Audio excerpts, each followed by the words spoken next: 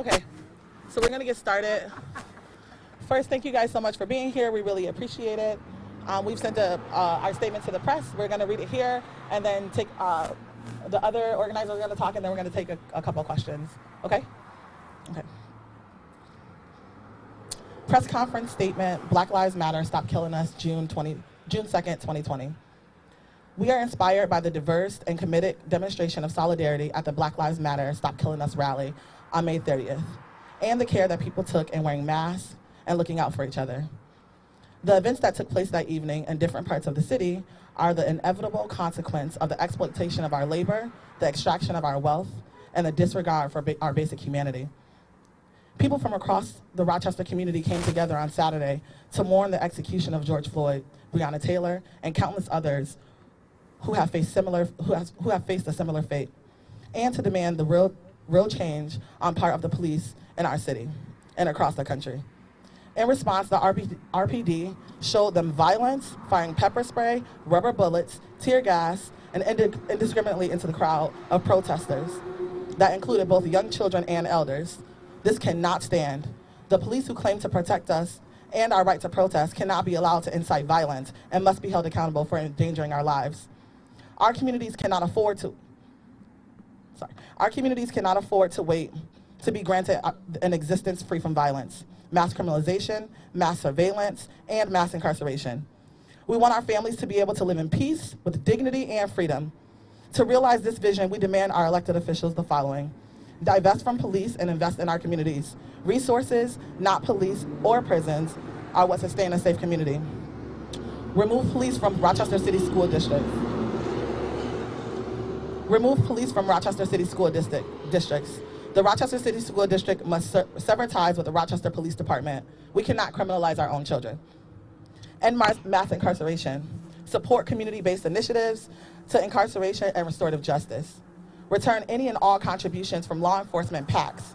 Elected officials and candidates should donate all money from police lobby to the local bail funds. Drop all charges brought against the Rochester residents arrested on May 30th.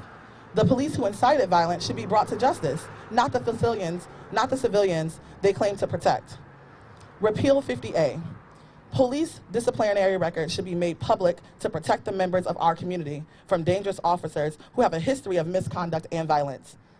Pay reparations to the families and the individuals impacted by police brutality. We must ensure those impacted directly by policing institutions are paid for the harm and the trauma caused in Black communities. End all forms of surveillance and the use of chemical warfare on civilians. We must end all partnerships and contracts with any and all corporations producing any surveillance devices and chemical warfare. End all forms of authoritarian practices like military intervention, expansion of executive privileges, and curfew. The people have a right to demand and protest in the streets, not try and limit us. Over the last 48 hours, our efforts have been focused on identifying and supporting those who were arrested on Saturday. Many of those who did not attend the rally show their solidarity by donating to support our movement, which is committed to challenging the system of mass incarceration by providing legal support to those criminalized in our community. If you or someone you know is facing a charge following the arrest on Saturday, May 30th, please reach out to us on social media. Our Facebook page is Free the People Rock, or by email at ftprock@riseup.net. We are more than prepared to help. Saturday's response to the Black Lives Matter rally was just what 400 years of institutionalized racism means to folks across our entire community. What good is it to criticize the rage within a community that has been brutalized simply because of the color of their skins? What good is it to ensure the safety of people if it risks someone's dignity and justice? What do you say to the people who said to the cop killing George Floyd to just let him die? Why would you back down to an institution that wouldn't even let us breathe? This community failed to respond to the message and protests of the Black Lives Matter. Instead, our community responded with curfew, the use of chemical warfare on its own protesters, and deployed over 200 state troopers to continue the legacy of oppression on Black bodies. What we have learned is our response was to reprimand the people instead of the police. We've learned absolutely nothing in that case. Throughout the time following the protests and the incidents across the city, we heard from the mayor and the police chief saying that this was done by outside agitators. The only outside agitators that were involved in these acts of violence were the police department themselves and the state troopers.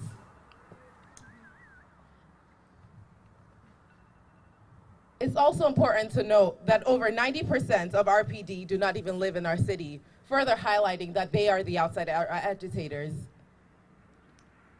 The people of Rochester know that the police act with impunity and are not accountable to us. This is why we voted overwhelmingly to institute a historic police accountability board just 6 months ago. The anger and the pain at the root of Saturday's events is real. It is caused by a racist system that does not value Black lives and encourages police across the country to terrorize our communities. Until that system is changed, the pain will remain, and so will the anger. As Malcolm X said, if you are not careful, the newspapers will have you hating the people who are oppressed and loving the people who are doing the oppressing. More to the point, we do not encourage any supporter of the movement for Black lives to provide any information to the police regarding Saturday's events. What we do demand is freedom of people, freedom of all people across Rochester and across our nation. Thank you, Stanley.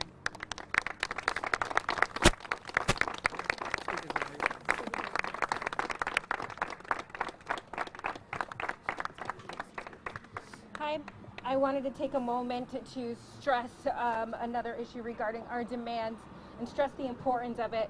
Often we ignore Black youth in our community and what they're feeling. And when we're talking about police brutality and what our community experiences, we need to address the harm that it does when we introduce police into our school systems. Cops in schools contribute to increased arrests in the school-to-prison pipeline that criminalize Black children. When our leaders prioritize the investment of police in schools, they in turn aid in perpetuating harm and trauma on our Black and brown youth. Therefore, we urge Rochester City School District to follow Minnesota's lead and sever ties with RPD. Our students don't need policing and surveillance. They need teachers, nurses, social workers. That is what we need to prioritize in order to bring about true community safety, not cops who escalate situations and cause further harm and are not prepared to deal with root causes of harm. What we need is a divestment in policing and an investment in resources that bring about real community safety. We need to invest in our schools, mental health professionals, social workers, and ultimately, we need to invest in our community. We must protect our Black and brown community. We must protect our youth. Thank you.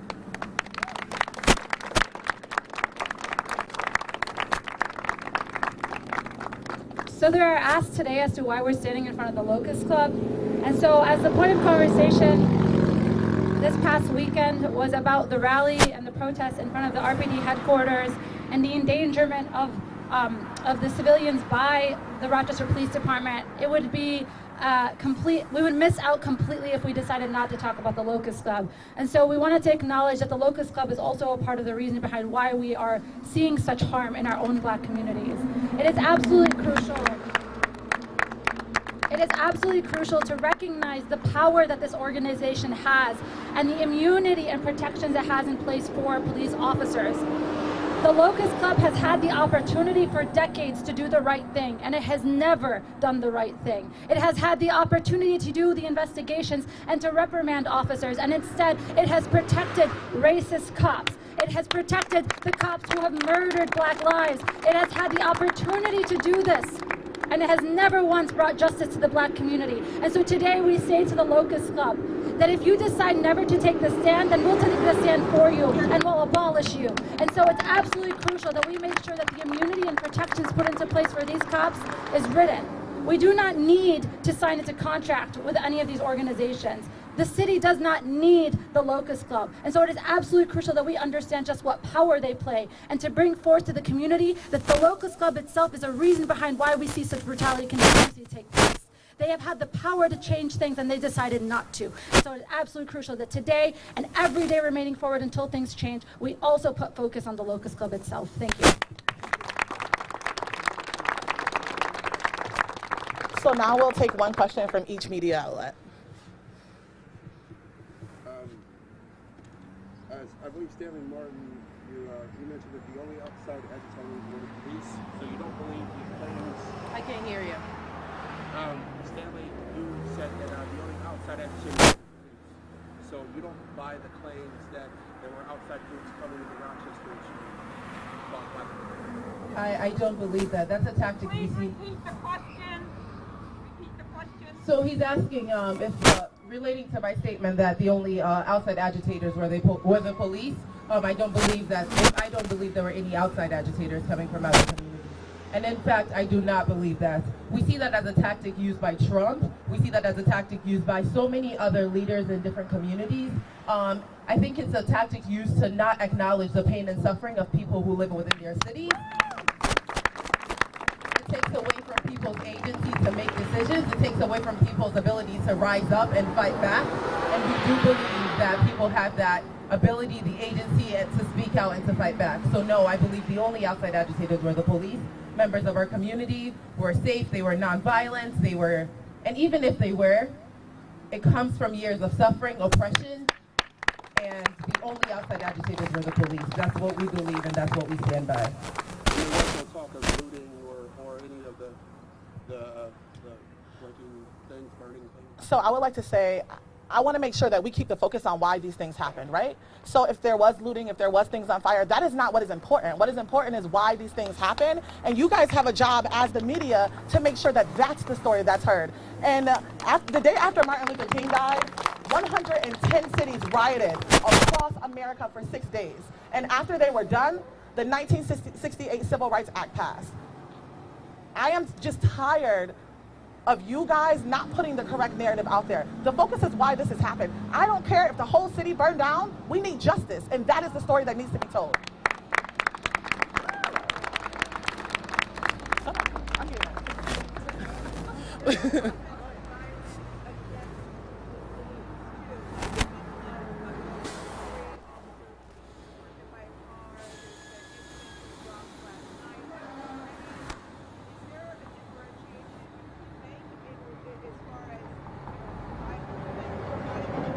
So we do not speak for the police. We only speak for the people. So we're only focused on protecting our people and refuse to be baited into any questions that distract from protecting our people. Come on. Any more questions? So, today being Blackout Tuesday, I kind of want to ask you guys what people can do to actually support this movement. I mean, obviously we've seen a lot of people posting the black square on social media, but it goes deeper than that. So what can you say about people maybe actually looking to make an impact today on Blackout Tuesday? So when we talk about blackout, she's asking that since today is Blackout Tuesday, what are some things we can tell people to support the work, basically? I would say one, donate to BLM ROC. We're taking that money and we're supporting folks who were arrested on May 30th. Their legal fees, we're using that for bail funds, we're using it to support black businesses.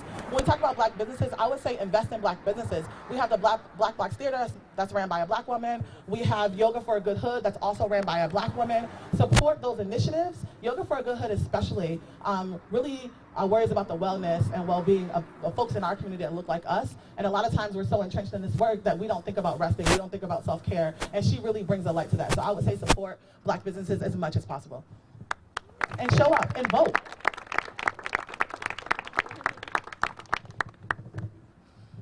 Also, for disciplinary records, why do you think So very often we have no idea what ends up happening with cops. Dumbass.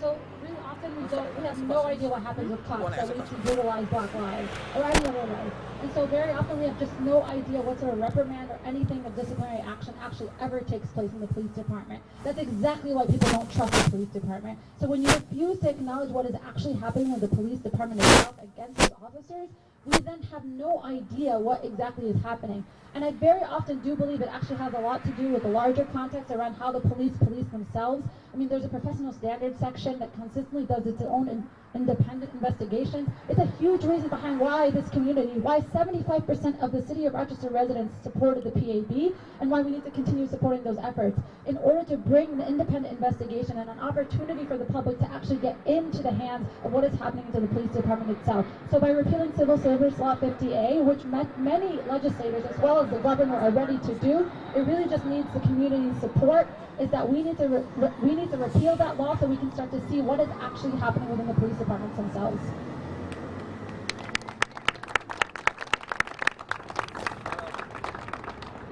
From 1 to about 4:30, the protest was largely very peaceful. We saw a rapid militarization of the police department leading up to what happened close to 5 p.m. From the ground view, what did it look like for the peaceful organizers as far as that rapid militarization that the police displayed during the hours leading up to when things sort of broke loose? Repeat the question. He wants to know from 1 to 4 p.m. It seems like the protest was really peaceful. After that, it seems like we got a military response from the police. Can you repeat the question into the mic so everyone can hear? Yeah, sure. From about 1 to 4, 1 to 5, the protests were largely very peaceful, and there were close community. And then post 5:36, it seemed like the police had a rapid, very militarized response. From the ground view, it doesn't seem much was covered as far as what it looked like for the police to sort of preemptively respond to what they anticipated, and then the crowd, as things broke through, what did that look like from the ground view, leading from the organized protest? Because I saw a lot of people, you guys moved from organizing to get people to comply so that they weren't attacked, they weren't arrested. What did that look like? So for me, I'll talk personally. It looked like there was a time when we were dancing and we were listening to the Wamba band play the drums, and it was a good time. And when we looked up in the sky, what we saw were drones. At one point, the police officers came out in their military gear with guns that shot rubber bullets. It looked like children and elders running terrified when tear gas was dropped out of drones for no reason, with no warning at all. It looked like tons of people running scared after just having a great time, dancing, laughing, running scared when rubber bullets started being shot at us for no reason. And that's the narrative that we need to push, because that is literally what happened. And I'll speak for myself as well. We as organizers, we stayed for a long time. It was our obligation to protect our community and protect Black and brown bodies. And like Ashley said, we had an amazing time. We were making our voices heard. And you have to acknowledge the deep trauma our community has. And when the police responds by bringing out more weaponized gear, drones, coming up in military outfits, it's triggering and it's harmful. And when you have a traumatized community that then begins to hear what sounds like gunshots from the rubber bullets, it further creates harm, and then people react and defend themselves. We saw so much fear. Police on roofs, bridges. We saw police officers on bridges. We saw drones. They were dropping tear gas on us. Ashley was tear gassed many times. We were choking on what was pepper spray. When we're dealing with COVID and a respiratory virus, you're using military warfare on peaceful people, children, elderly. They're running for cover. It was completely unacceptable, and it increased the harm, and it increased the response that you saw that night. They did nothing to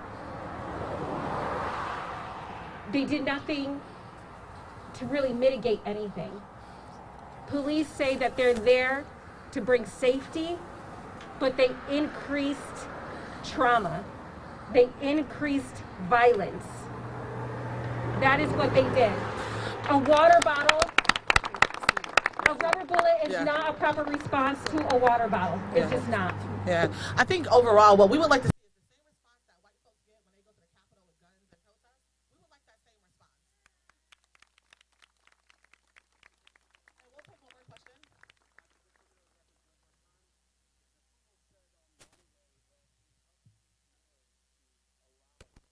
Public. What do you say to that? What to be public? I'm sorry. Disciplinary records. That it was on the mayor. It's not necessarily a law that needs to be changed. How do you feel about that? So then, if that's the case, then we need the mayor to step up. That's not been our experience. We've been going to Albany. We've been pushing for 58 to be repealed. That's news to me that it's up to the mayor to decide to open those records. But from what we've been doing over the last couple years, going to legislative sessions and asking for 58, that's a state issue. Almost said, I said to every mayor, I gave them a legal opinion that said the law doesn't apply. Now, if a mayor wanted to release the records, you know what they should do? Release the records and say, that's a law that I can. You guys speak up. He says that it's legal for mayors to release them, so you don't necessarily need to change the law. I would imagine that would be your next.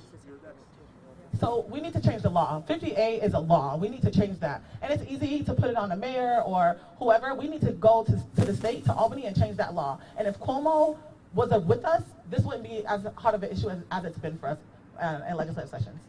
Okay. Thank you guys so much again for coming. We appreciate it. And thank you to all our allies for being here.